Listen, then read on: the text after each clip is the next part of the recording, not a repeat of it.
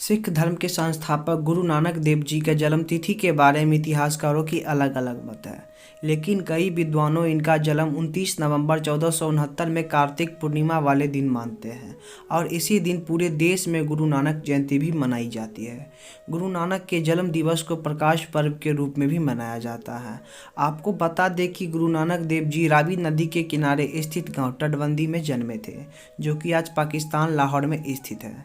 वही बाद में गुरु नानक जी के नाम पर ही इनके गांव तटबंदी का नाम ननकाना पड़ गया है। गुरु नानक जी के पिता का नाम कल्याण चंद्र था, जिन्हें मेहता कालू के नाम से भी जाना जाता है, जो कि स्थानीय राजस्व प्रशासन के अधिकारी थे। जबकि उनकी माता का नाम तृप्ता देवी थी और उनकी एक बड़ी बहन भी थी जिनका नाम नानकी था। बचपन से ही सिख धर्म के प्रथम गुरु श्री नानक जी का पढ़ाई लिखाई में मन नहीं लगता था। वे शुरू से ही आध्यात्मिक और भागवत प्राप्ति में रुचि रखा करते थे। नानक साहब हमेशा ही सांसारिक विषयों के प्रति उदासीन रहा करते थे एवं ज़्यादातर अपना समय साधु संतों के साथ धार्मिक भजन, कीर्तन, सत्संग और आध्यात्मिक चिंतन में व्यतीत किया करते थे।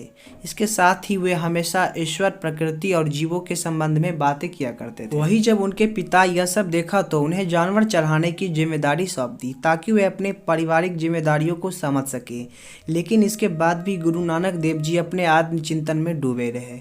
वही जब किसी तरह गुरु नानक देव जी साधु संतों के संगत में बैठना उठना कम नहीं हुआ। फिर उनके पिता कालू मेहता जी उनकी साधु संगत के संगतों को कम करने के लिए, अपने पारिवारिक कर्तव्यों का बोझ करवाने के लिए, उन्हें एक व्यापार के विषय में जानकारी हासिल करने के लिए उन्हें गांव में एक छोटी सी दुकान खुलवा दी और 20 रुपये दे के बाजार में खरा सौदा कर लाने के लिए उनसे कहा। लेकिन गुरु नानक जी ने उन 20 रुपये से भूखों, निर्धनों और साधुओं को खाना खिला दिया।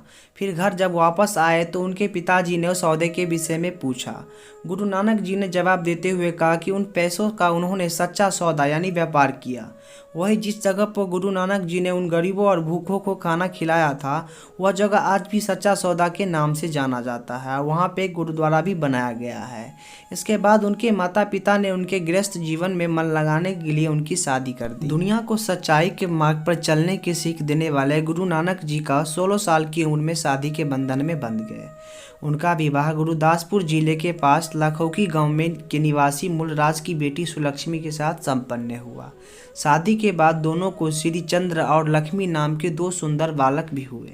हालांकि शादी के बाद भी गुरु नानक जी का स्वभाव नहीं बदला और वे हमेशा आत्मचिंतन में डूबे रहे। आपको बता दें कि सन 1521 ईस्वी में गुरु नानक देव जी ने 3 यात्रा चक्र पूरे किए थे, जिसमें इन्होंने भारत, फारस, अरब और अफगानिस्तान जैसे प्रमुख देशों और संस्थानों की यात्रा की।